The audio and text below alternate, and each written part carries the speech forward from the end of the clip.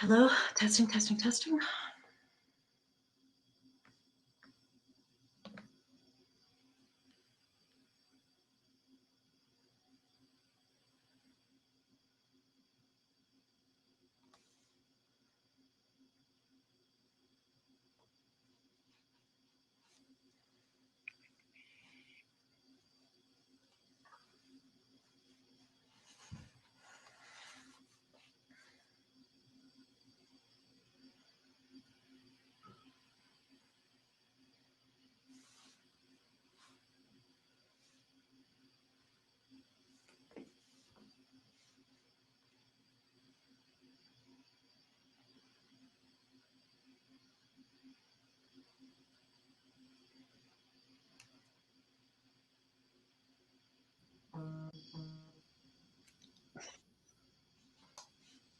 Hey, Tom. Hi, Tina. How are you? Good. How are you doing? Good. You can hear me okay? Yep. Sweet. And I'm assuming you can hear me. Yep. Okay, good. Perfect. Or I'm really good at lip reading. I am so cold. The only place that I can do this that's quiet is our dining room, and it has no heat. Mm. So I have very, very comfy, thick socks and slippers. I had to put a scarf on. I was like, oh my God, I'm so cold.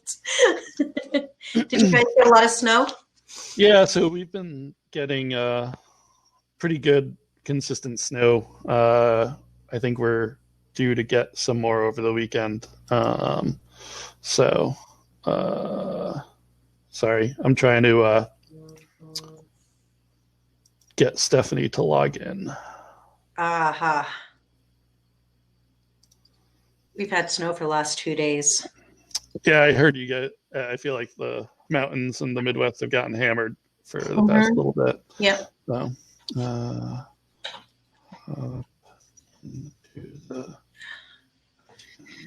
Is she having problems getting in? It was a little confusing. Like, I went to tech because they're like, oh, show up like half an hour before, but then it was like, oh, well, we're not actually going to have your room open until 5 minutes before. 5 minutes before, and then I got a message from Stephanie saying, oh, here's how you get to backstage. Yes. And it's like, okay, and then I was like, I clicked here, and it was like, oh, Tina's here. I thought we were backstage with our Jester session. Okay. All right. So she just emailed me about being just in the backstage, but Yeah. Okay. Did you already email her back? I shot her a message via Okay. the app here, so hopefully she saw that. Oh, okay. I'm just gonna email her just quick. But might as well do a double take on that. Yep.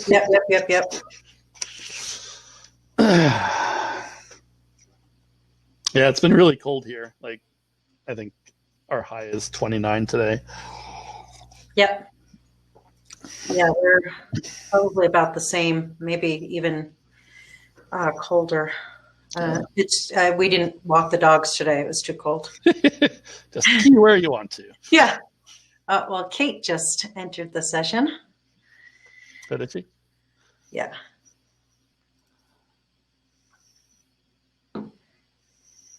All right. I just sent Stephanie. Oh, Stephanie just entered as well. Hi. That was a little scary.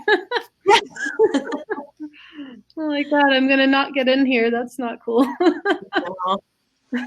After all that. Yeah. And you got in early too. I know. I tried to get on there really early. So I'm like, okay, I'm not going to mess this up and I'm not going to be late.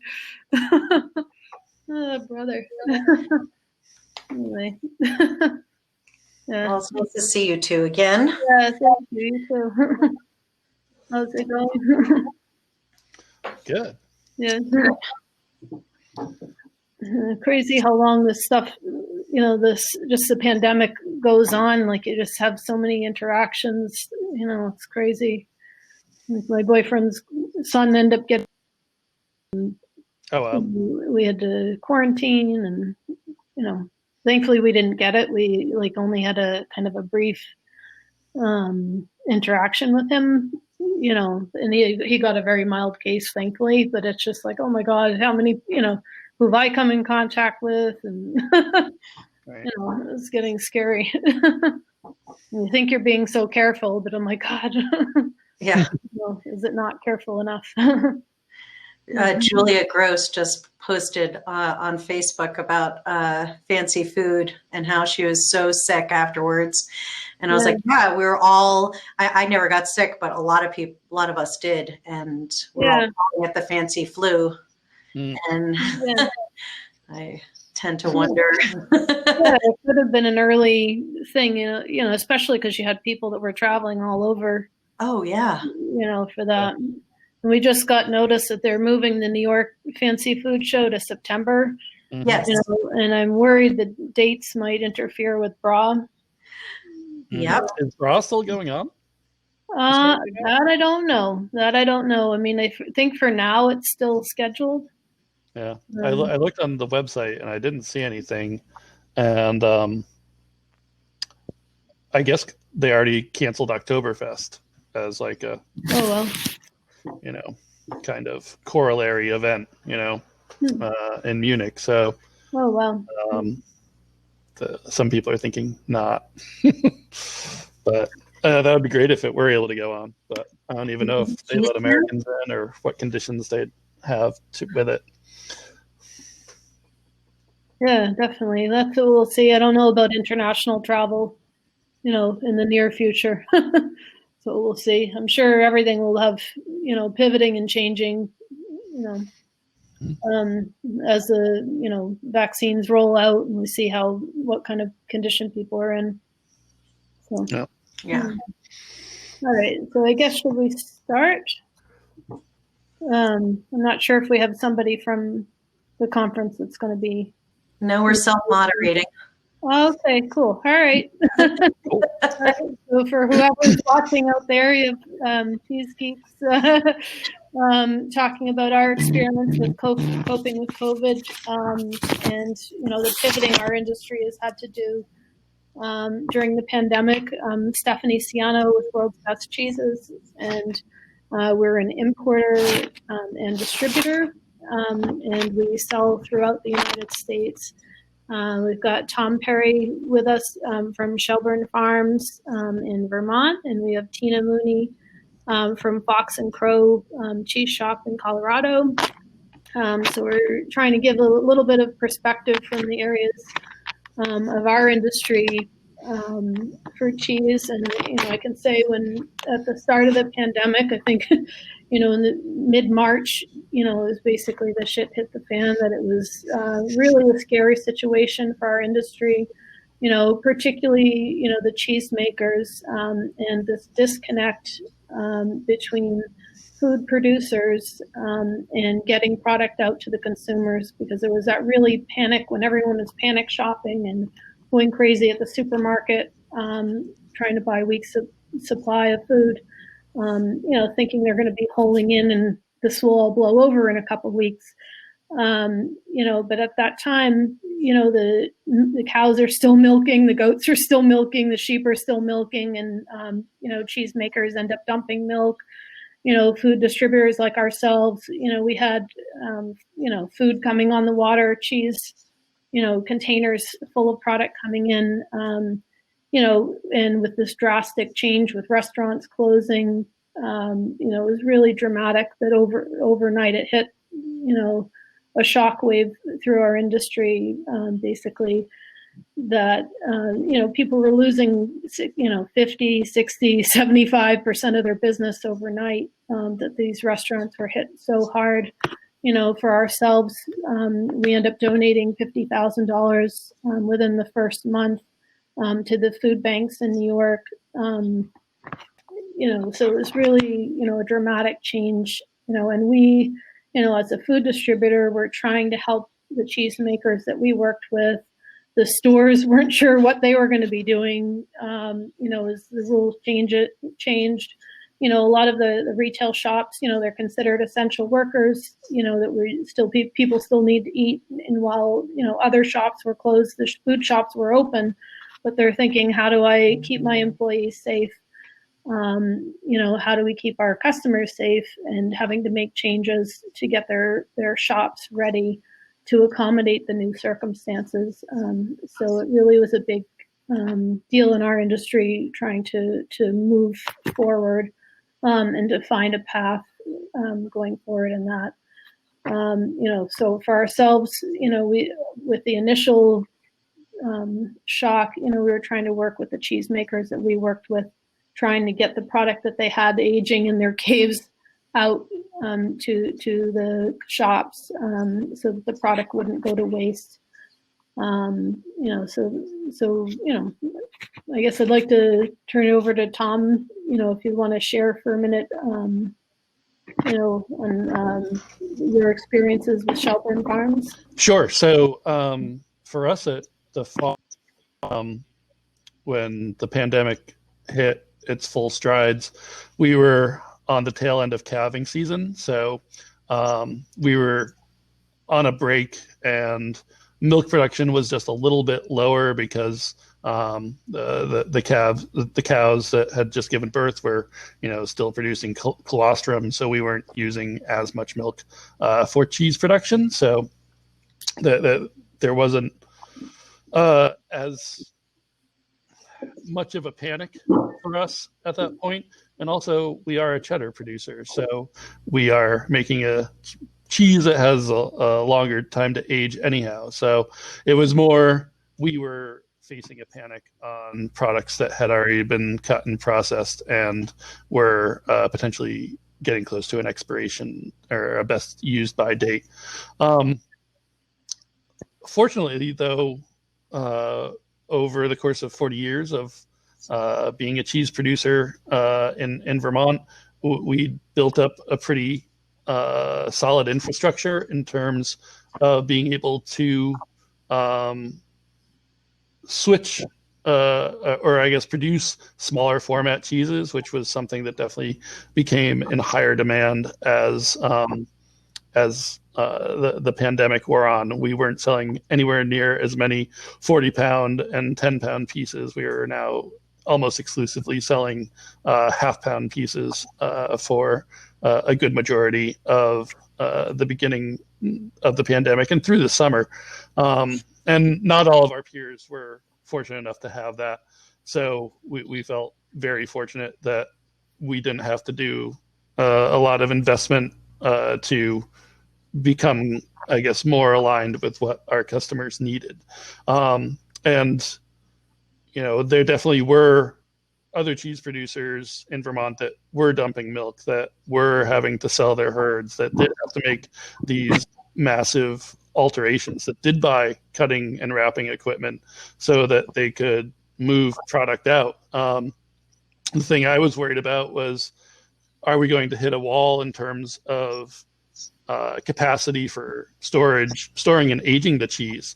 That was one of our more pressing challenges, but fortunately, it didn't come to pass. One of the things that I found particularly interesting was, I think there was such a shock to the system initially that people didn't think we were making cheese still, or that we were shipping out cheese, that people had thought that we shut down. So as the sales rep for the farm, I had to actively reach out to some of our customers, both wholesale and larger distributor customers, to let them know that we were open for business. We were, continuing to ship and produce cheese, and, just let us know how we could help serve you and your customers best. And for a lot of people, the answer was, we need pre-cut cheese. And because there was so many unknowns about how the virus was transmitted, there were so many unknowns about what, the capacity in terms of labor, in terms of regulations that were going to affect their day-to-day business. It felt like you were literally in a shifting sand scenario where, as much as you wanted to plan, it could all blink out at a moment's notice. And we saw a lot of cheesemakers get really creative in ways that they could distribute cheese. And we also saw a lot of retailers get really creative.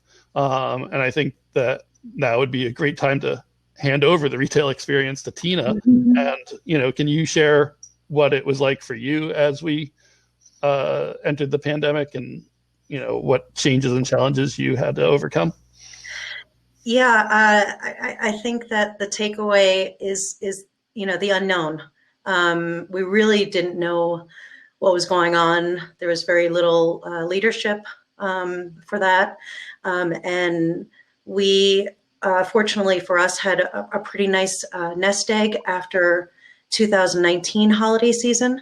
So we were able to actually close for 4 weeks so that we could completely pivot our model, and staff and I would be on the phone constantly in those 4 weeks trying to figure out how we needed to change to survive it. I was talking to cheesemakers during those 4 weeks, trying to figure out how we can help the situation. On the phone with people in the industry as well, with other fellow cheese shop owners. That was really, really helpful to have that community in virtual forums to talk. And when we got back from those 4 weeks, we had a pretty solid plan on our model and how we were going to reduce costs to survive it. Fortunately and unfortunately, we went from a staff of 23 to a staff of 13. And this was really not in part of furloughs, really, but more so people went on unemployment during the 4 weeks and they didn't want to come back. So we had reduced our staff, and then I was able to give hazard pay to my staff that remained. I was able to turn all the part-timers into full-timers, even if we weren't able to offer the 40 hours, we would just bump them up to 40. And people were happy, as happy as they could be during the situation. But we went as a semi-full service restaurant and having cheese and meat counters to completely just take away food, curbside service. And we didn't even allow people to come into the cheese part area, the cases. So we had to sort of figure out how to make online ordering easier for ease of use for the customers. We had to put up glass barriers. We had to make sure that people were in position to work safely. Tom kind of mentioned that before too, but there was so many unknowns, like how can a restaurant and a cheese shop on the smallest side have 6 feet apart? Hey, Tina. Yeah. Kate is asking how your online commerce system and programs worked. And I think that that's something that a lot of retailers developed during this. Yeah, so we had an online ordering system through ShopKeep that allowed us to have the customer order online, but then they had to call us to pay over the phone, and it was a nightmare. We added 3 telephone lines, and it was just pretty much off the hook, ringing constantly. So back in August, we started looking into Square so that people could order online and then pay online, and they didn't have to then call us. And it was just super easy, and scheduling pickups and stuff like that. So we made the decision to change POS systems. Yeah, and extra labor, exactly. And changing POS systems is, in and of itself, is a complete nightmare. I mean, all of our inventory was put online.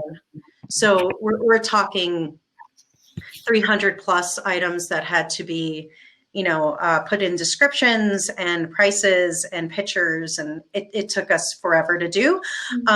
But it saved our skins, because the ease of use really helped the consumer to, order from us. And it was really, really nice. Again, all of these pivots, if it wasn't for our awesome customer loyalty base, it wouldn't have mattered. So even though it was a pain in the butt to order online and call, they did it anyway. But definitely the sales are much, much higher now with the ease of use with the online. Do you ever get shipping out of state to work as well? Yes. So we started this process in August, the shipping program, and it took us until, November, beginning of November, to really make it nice and clean and working. Yes, the hardest part of e-commerce. Yep. Just figuring out shipping. That's what I think I've seen. We work with a lot of independent cheese shops, similar to the setup that Fox and Crow has. And a lot of people were doing, like curbside pickup only for the orders, especially like around the holidays. A small shop logistically can't separate people out 6 feet apart. So they didn't really want people in the shop trying to keep their employees safe. And the customers safe. So they did the curbside pickup only. Shops all over the country, small cheese shops, were doing all cheese boxes mailed out all over the country. So I think, UPS, FedEx, and U.S. Postal Service got a lot more business in the last few months, especially, Q4. When everybody had a ton of boxes. So it's a lot of extra packaging, a lot of extra labor, trying to make it happen, lots of hours trying to put it all together. Instead of the bigger cheese trays that we might normally do, people were doing smaller size individual boxes for smaller family units, probably greater quantity, but all small size units. And I think you had mentioned before, Tina, that you were doing something like that, smaller cheese plates. Yeah, and we had to really rearrange our whole entire menu as well to reflect the buying. I forgot the word. The buying trends. Thank you. That COVID sort of erupted. We. Our biggest seller in-house was a cheese board or a cheese and meat board. And it would fit, it would feed about 2 to 4 people. And we decided to make this a to-go plate. So the same amount and the same sort of design work that people loved about the board in-house, and then to have that kind of experience at home. It was something we never did before. People pleaded with us to do a to-go plate for years, and we never did it. And we relented when we came back in May 1st. We started offering it, and it is still our highest sales item on our menu. That's fantastic. I think that's what I've seen a lot too.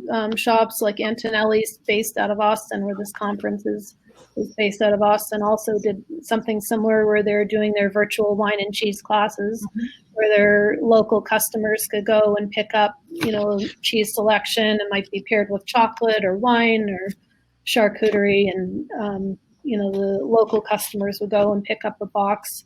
And then they would host a virtual session on Zoom where they could taste the cheeses all together and get a walkthrough trying different products together. And I think, and especially during the pandemic when everybody's kind of trapped inside, bored and stir crazy, it's a little bit of a form of entertainment to be able to do like a wine and cheese class together. Both it's great for the local shops that, kind of keeps your business going. And it also is great for your sanity. But, it's something to look forward to. Yeah. So I think, it's a fantastic way that the local shops can involve their community and get people involved, and people can have more access to the products that way. And I think, a lot of shops, like you had mentioned too, Tina, especially in the beginning, that you had excess food, when everything started hitting down, that you were, giving some of the extra food to employees or, to local food banks and that kind of thing, was to not let things go to waste. No, and we didn't know where this was heading. I mean, I would stay awake at night going, okay, is this it? And constantly talking to our staff and saying, if you ever need food or even toilet paper, because we had a huge sort of storeroom filled with toilet paper because we're a restaurant, come on by. I'll meet you at the shop. I'll give you cheese, whatever you need, meats, toilet paper. And that's what we had a joke, at work that like butter and bacon were like the new toilet paper of the food industry, because people were stress baking and, we couldn't get butter in fast enough. Yeah. And I think our butter sales were up 83%. Mm-hmm. Yeah, we're giving away flour too as well, because we didn't find that either. And yeast. Yeah, and I think that, along with the stockpiling of food, things like cheddar is a good example because it's got a nice shelf life on it, where people can buy, a little bit bigger quantity than they might normally buy and keep it for a while and store it. I'm glad you're both kind of talking about how there were responses to food insecurity and food availability. One of the things that we did at the farm was we redoubled our efforts to engage with local food banks. We also got to participate with the USDA Farm to Families program. We worked with a local distributor so that they purchased our cheese, and we gave them a slightly reduced wholesale price, and it would be included as one of the dairy item requirements that was part of those boxes. Two questions. I know you're talking about, Tina, about how you were either giving, food to staff or your food banks. Did you experience similar items, Stephanie? Definitely. I mean, we, like I say, in the beginning of the pandemic, we had a huge change and shift in what people were buying. We saw particularly like soft ripened cheeses took a big hit. That stores were afraid to get them because they weren't sure what their traffic was going to be like in their shops. So they were sticking to the longer shelf life items. So we, in that first month and a half, we donated $50,000 worth of food to the Rethink food group, which services food banks in New York City. We also did the same thing in San Francisco.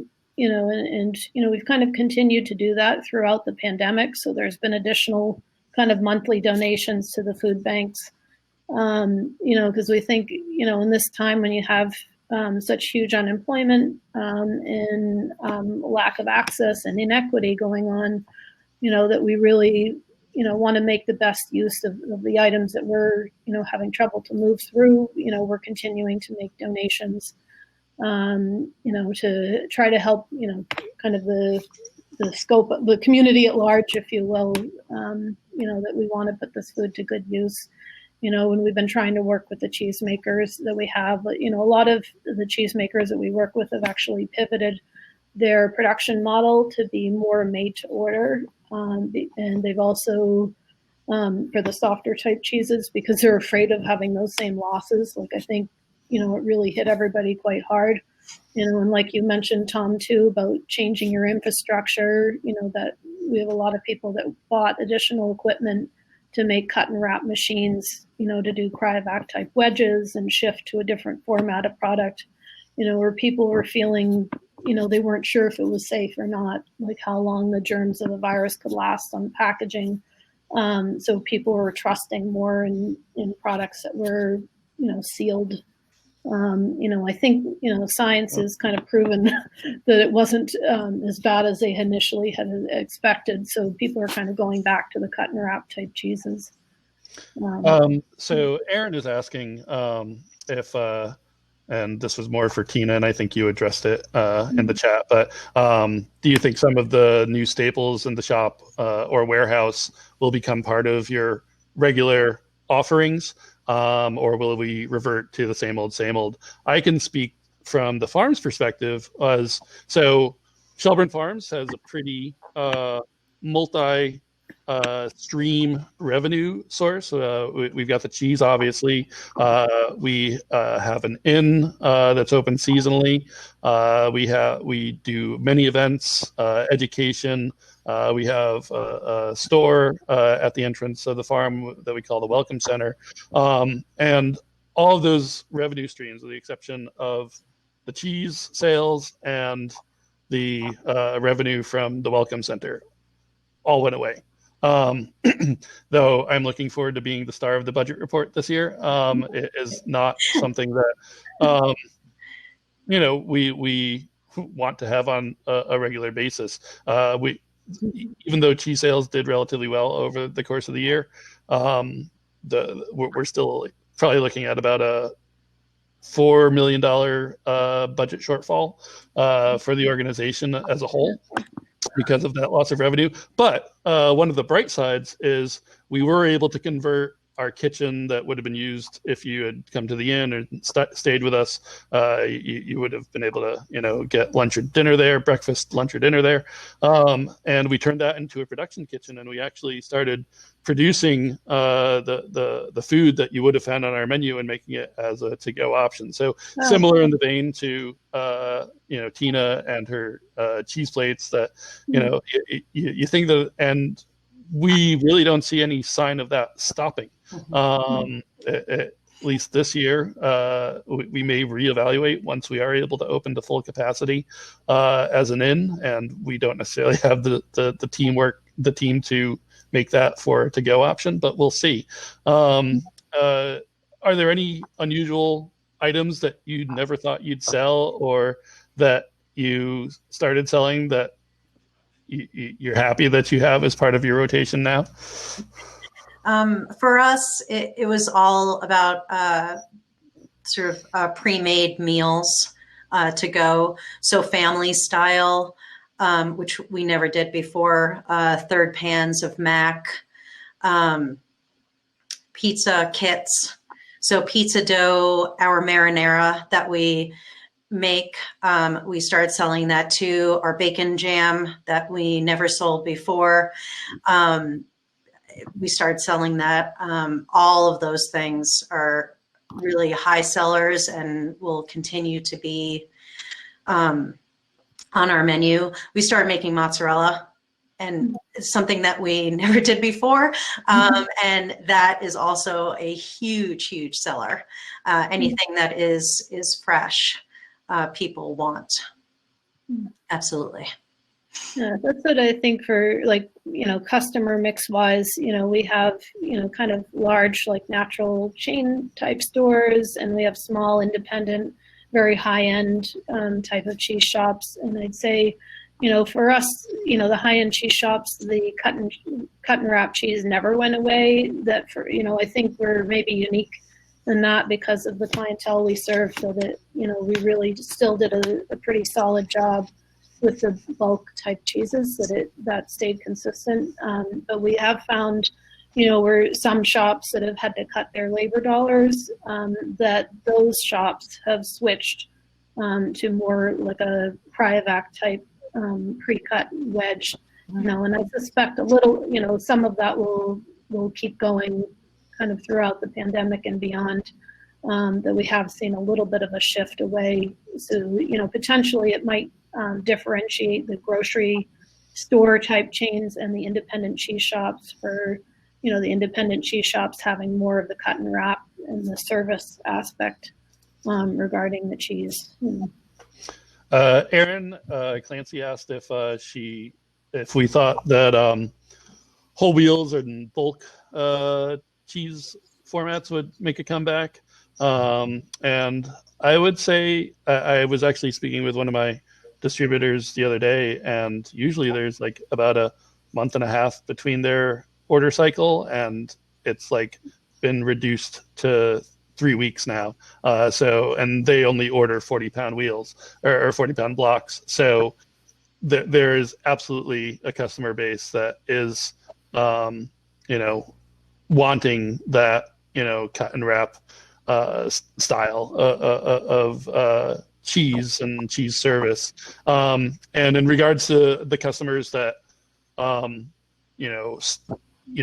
started bringing us on during the pandemic, it'll just be a matter of having our distributors communicate to their customers that there is a bulk format available, or not just, a prepackaged item. I think you touched on it. You both touched on it. Tina, you said that you never really went to prepacked cheeses. But why don't we talk about Q4? Because I think how all of us did during Q4, it is really a testament to the love that people have for cheese, I guess we'll say. I'll just kind of get my piece out of the way. So we have a pretty robust mail order division here. I had been fortunate to be part of a specialty retail roundtable group that started during this pandemic. And back in July, they were saying that mail order was probably going to experience a 100 to 150 or 200% growth in this upcoming holiday season. And, I'm glad that we had that information, because we were able to start preparing for that as early as mid-September, and just cutting and packaging cheeses so that we could get them out for to not only our customers, but also our wholesale customers, because it was no longer one big gathering. It was 4 different small gatherings that were scattered throughout the country, but they all wanted to be able to share. So they would send these packages hither and yon, and then they would communicate over Zoom and have like a virtual cheese tasting party. We experienced about a 55% growth over last year's sale.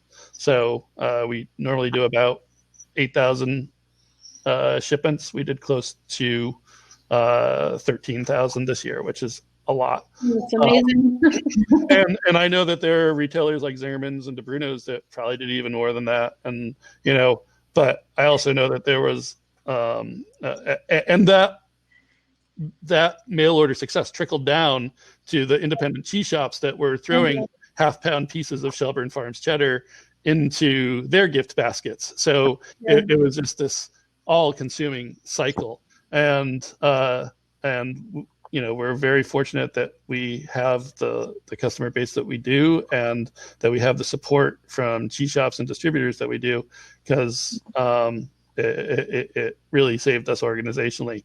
What about you, Stephanie? What did you see as you prepared for Q4? Well, Q4, was really hard to prepare, what we thought was going to happen, especially myself. I do all the buying for World's Best Cheese, and the importing a lot of the products. It takes 2 months to come in via ocean freight and the like. So, I was having to predict in September what I thought Thanksgiving was going to be like, and what I think Christmas is going to be like, and really,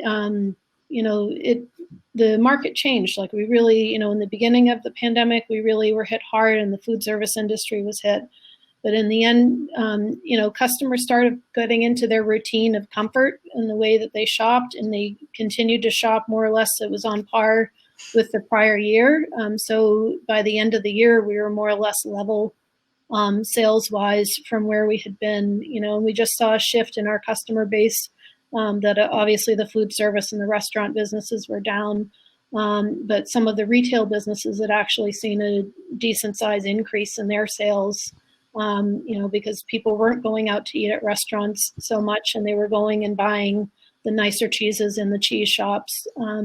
So, I think our industry was pretty fortunate that pivot happened, that people are going into the cheese shops and buying their cheeses there.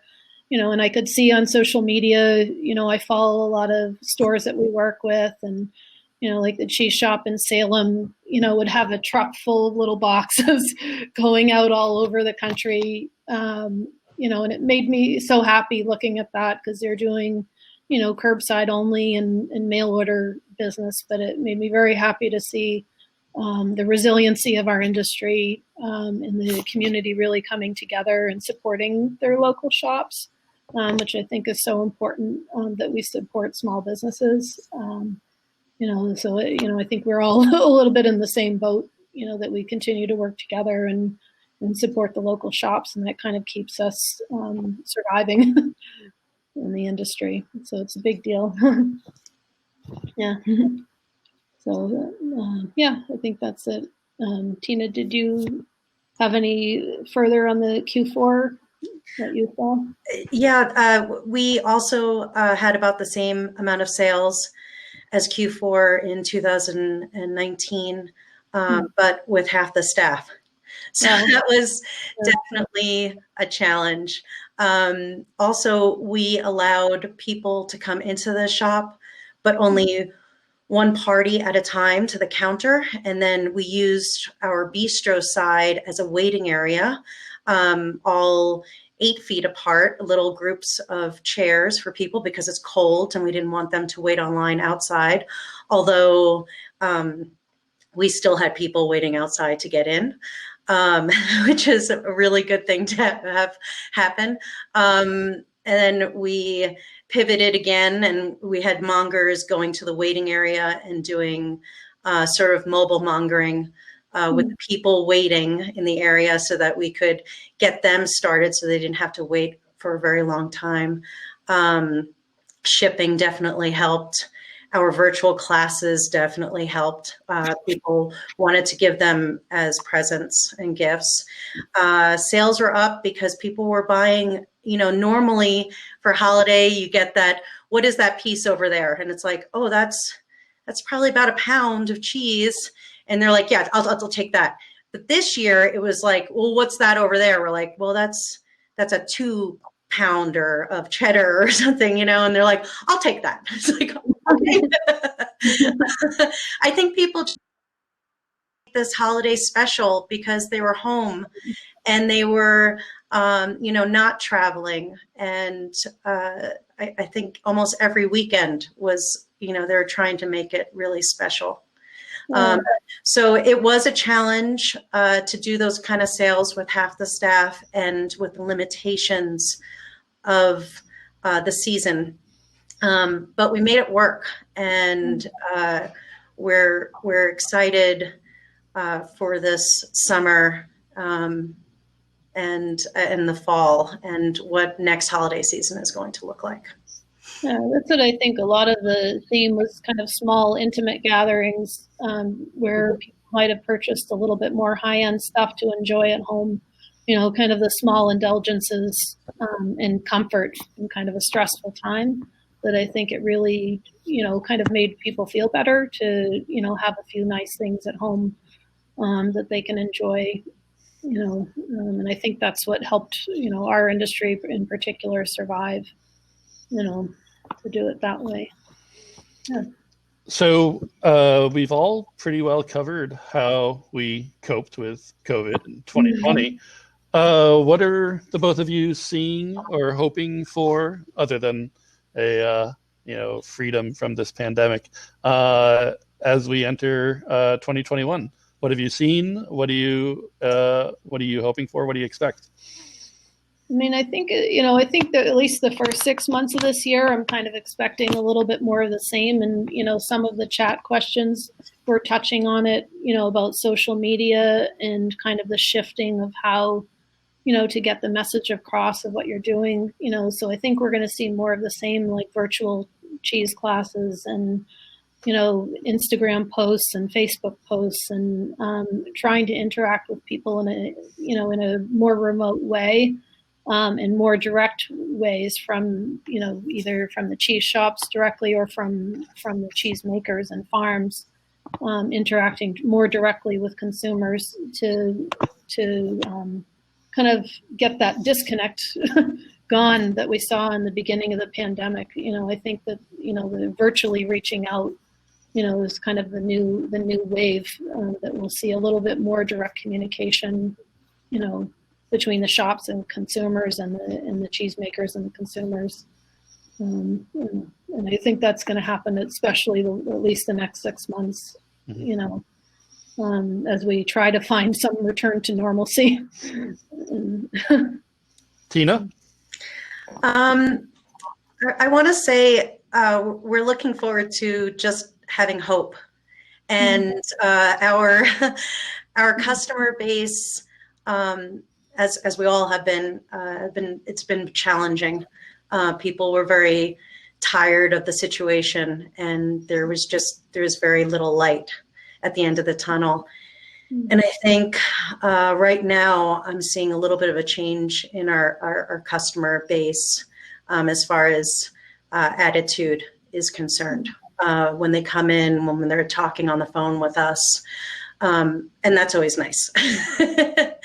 And I see it in our staff as well. So we're all going around with a little bit more of a smile on our face, even though you can't see it under our masks.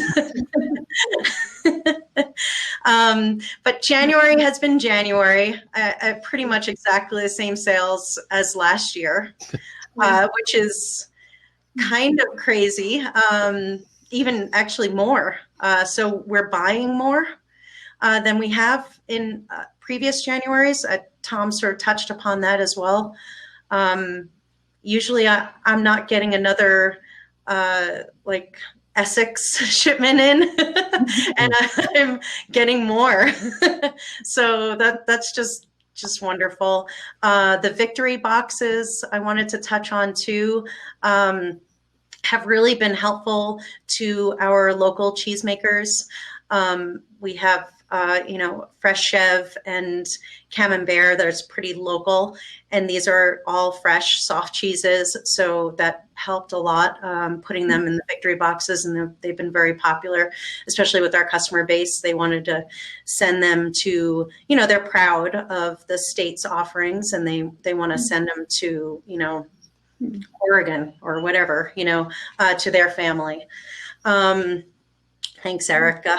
Yeah, I was like, I have to talk about victory boxes. Yeah, the victory boxes are amazing. It kind of follows the wartime effort, of trying to get food out to people. So it's really a great message, and I think that's been fantastic, for our industry, to have the victory boxes promoting the local producers. Yeah, we were lucky to have a couple of our peers in Vermont institute that, and we were able to get cheese to them. So definitely seeing a lot more collaboration over this past year.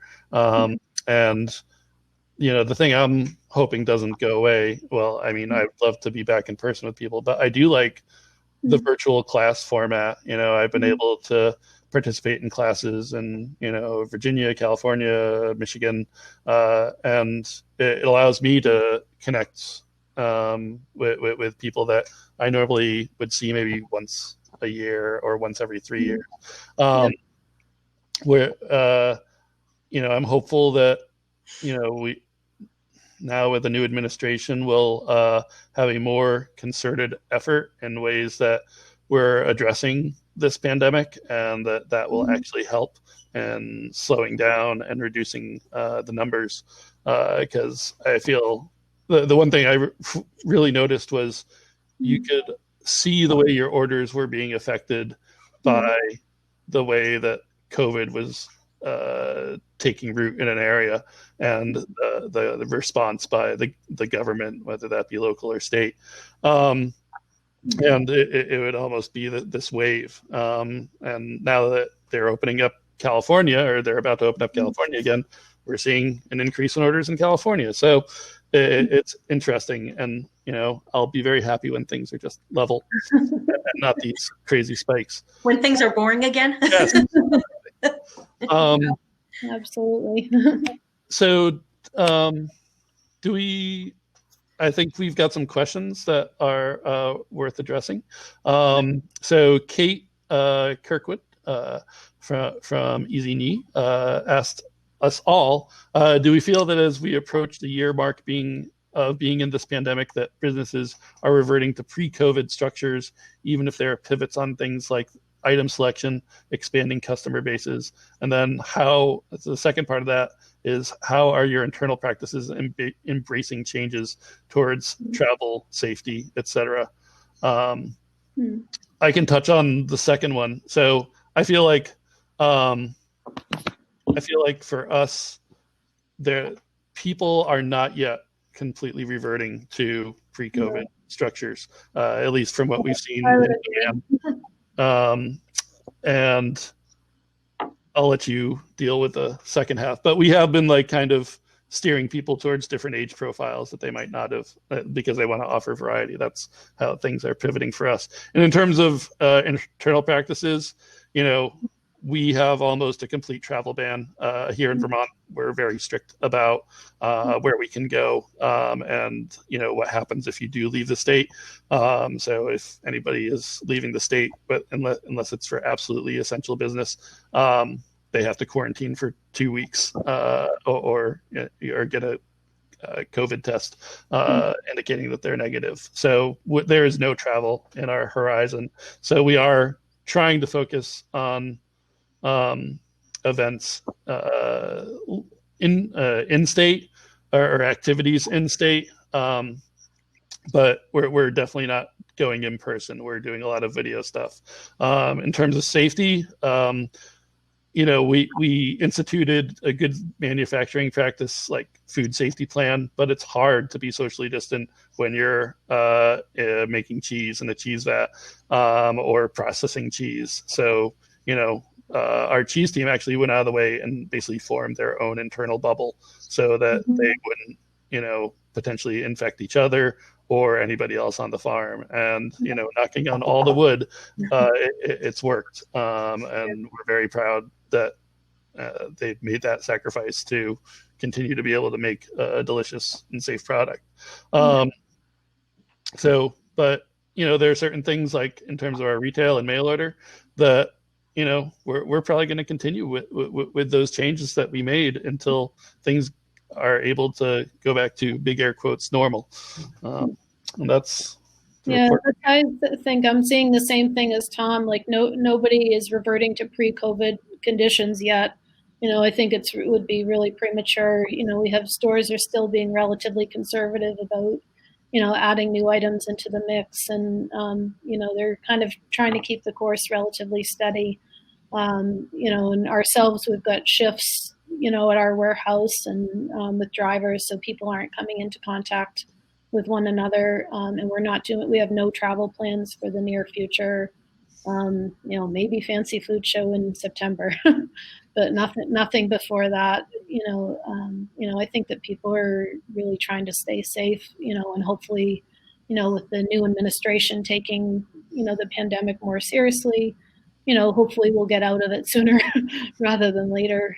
You know, and I know she's not on here anymore, but I wanted to thank Kendall Antonelli from Antonelli's Cheese Shop, who kind of brought us to coming to this conference on food resiliency, access, and equity.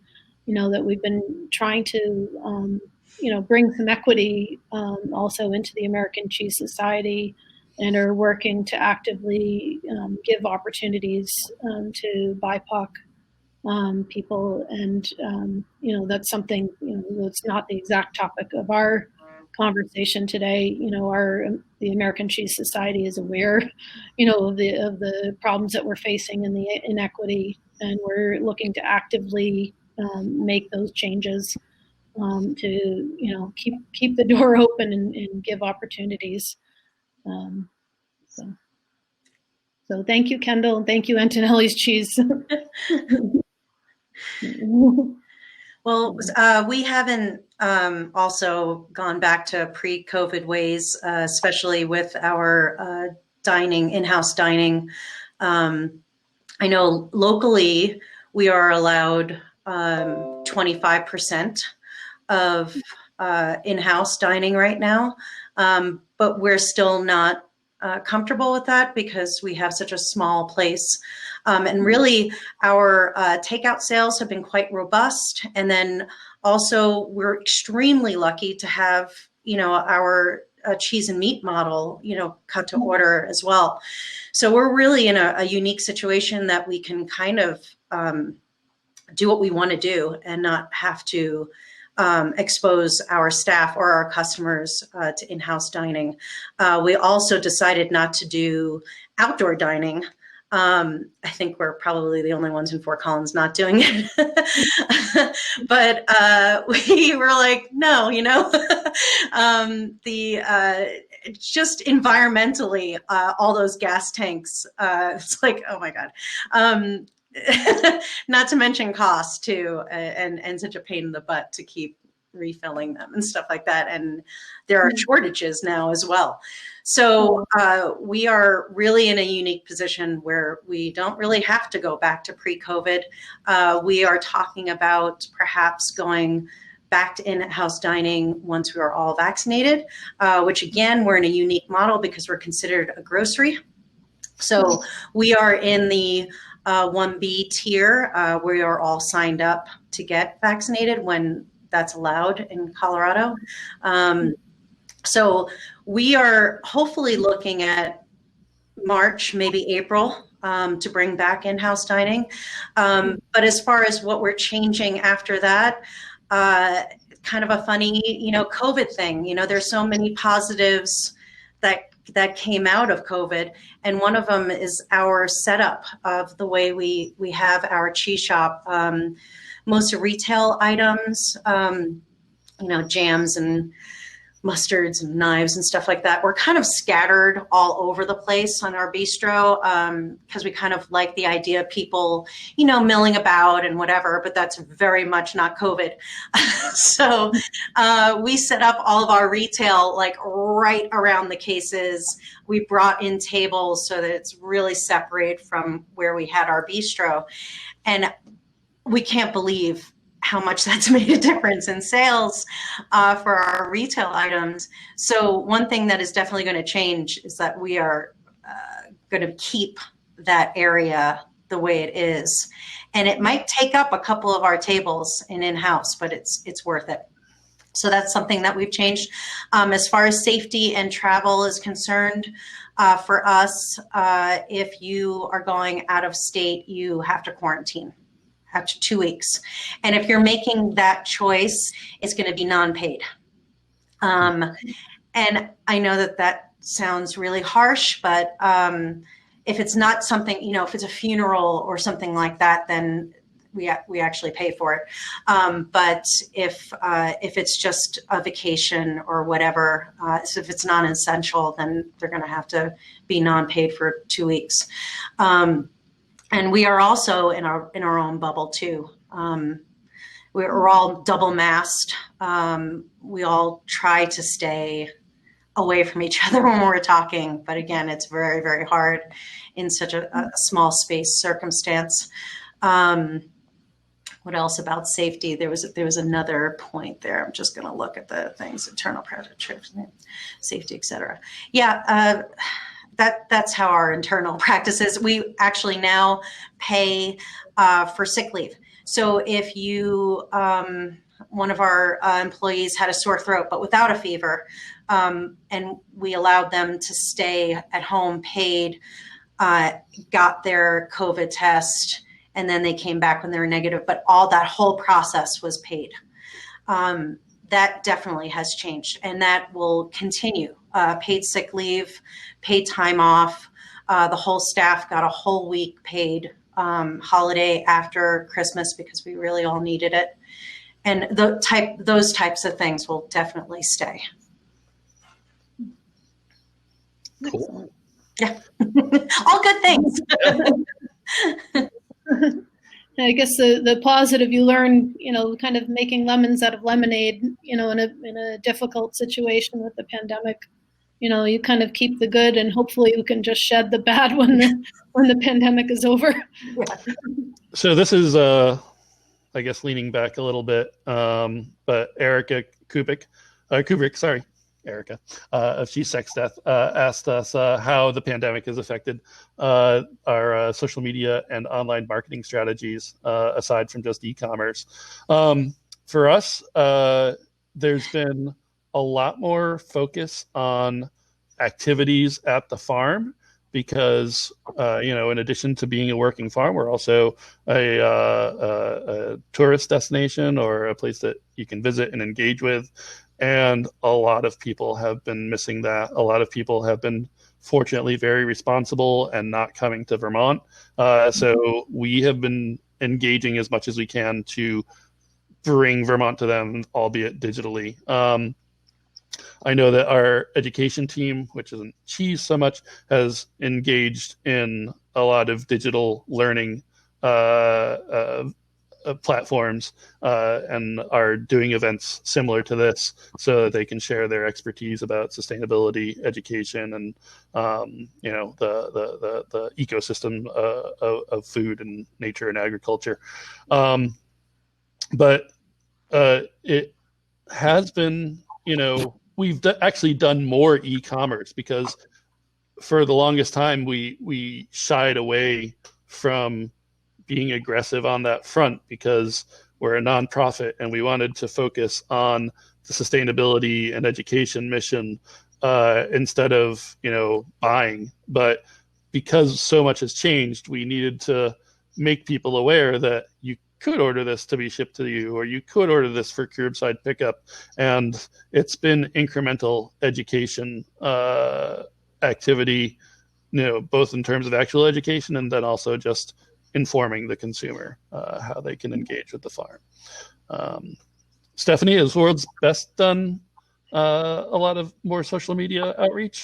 I'd say we are. Yeah, we have an Instagram account that I am not the one managing it, so I won't be responsible for the content of what is posted on there. But yes, we have an Instagram that's pretty active, I would say, and it posts a lot of times it's like new items or, seasonal items like when we have the Vacheron Mondor season, things that are, kind of interesting to our industry, kind of these sexy cheeses, if you will.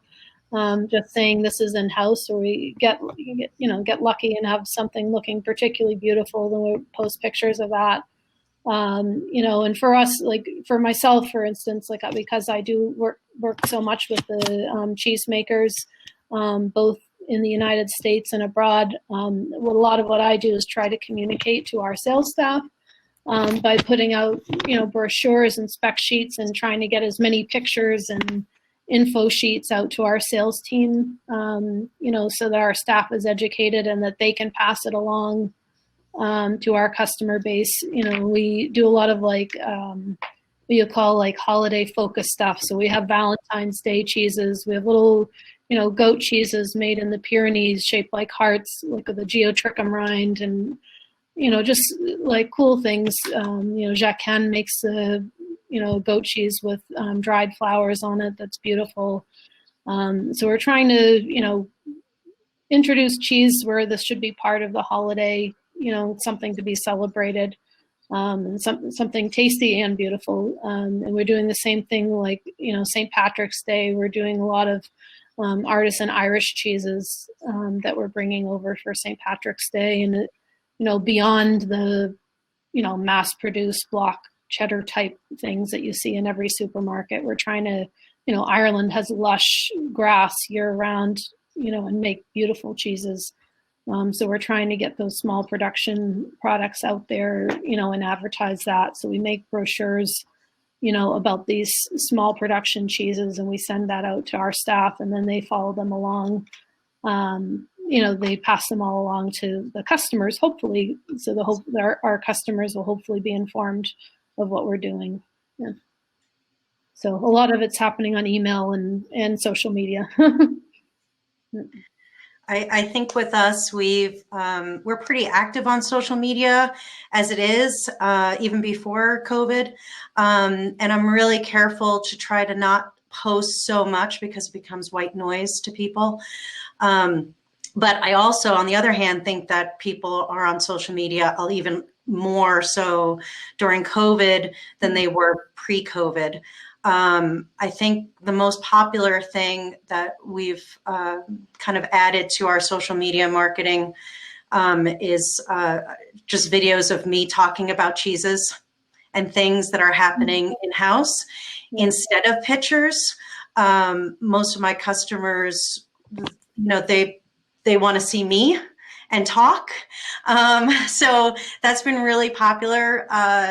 People are like, I wait for your videos every week, and I want to hear you talk. I want to see you smile and, talk about your cheese. And because people miss our facial expressions when we're talking about cheese, we become extremely passionate, and they absolutely miss it when you're like, yeah, that cheese is great, and there's only so much I can do with my eyebrows to make you see how much I love this cheese. We've TikTok. I every day I go down like 2 hours worth of rabbit holes in TikTok. I love TikTok. So now we're on TikTok, and I make videos about cheese. But still on Instagram and Facebook. But, each one of those has a separate customer base.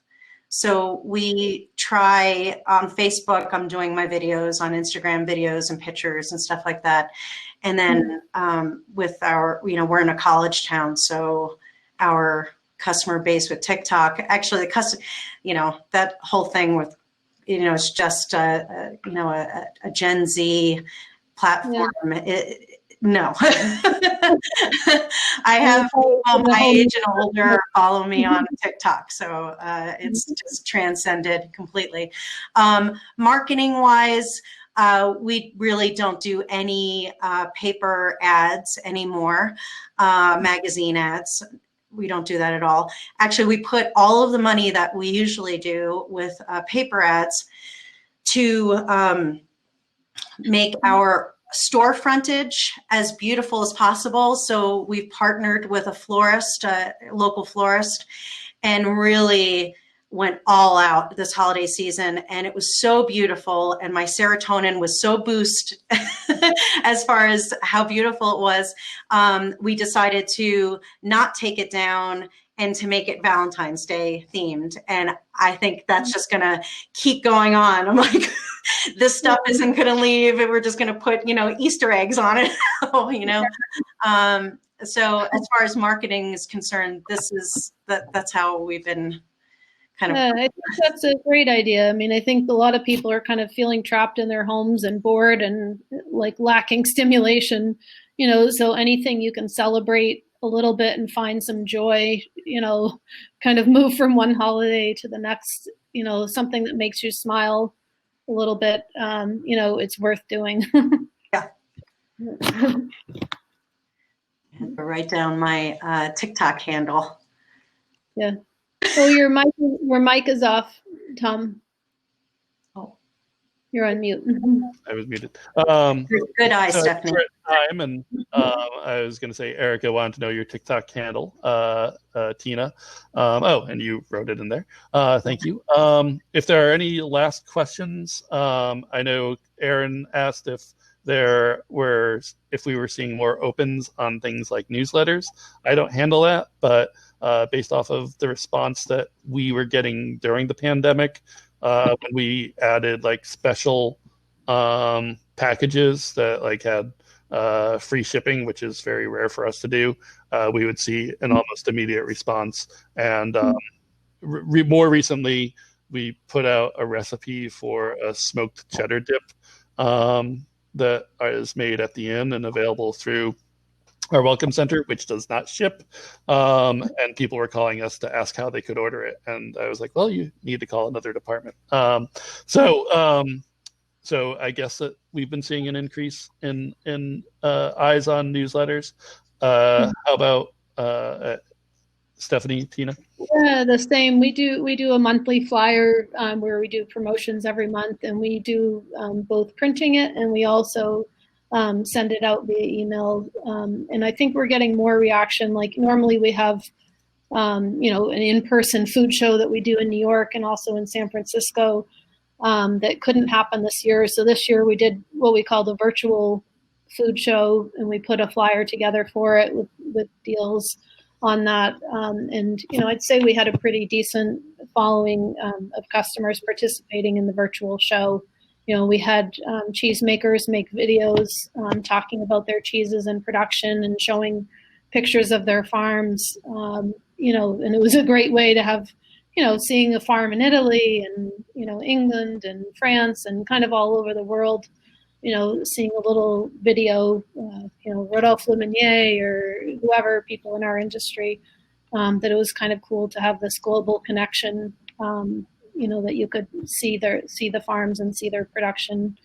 So we're trying to bring our normal face-to-face experience, trying to bring it into people's living rooms, and make a little bit better connection.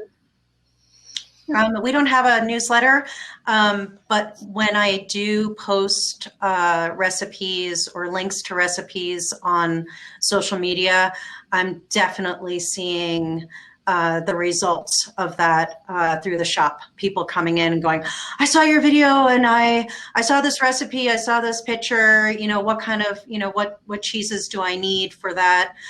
We also have seen an uptick on people coming in for very specific cheeses that they are using for bucket list recipes that they've never used before. So that's been really interesting too, and a great learning experience for my staff because, we're a small shop, so we're not going to have every single cheese.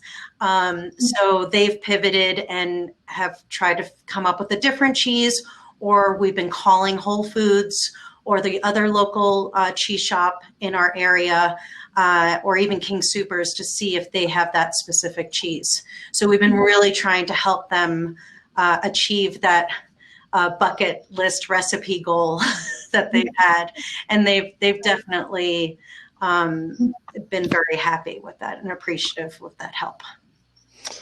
All right, I think they're kicking us out of paradise. Yes, they are. So, thank you for everybody that attended. Thank you, Stephanie and Tina, for being so generous with your time and your insight as to what's been going on. It was so nice to see a lot of familiar names in the staff.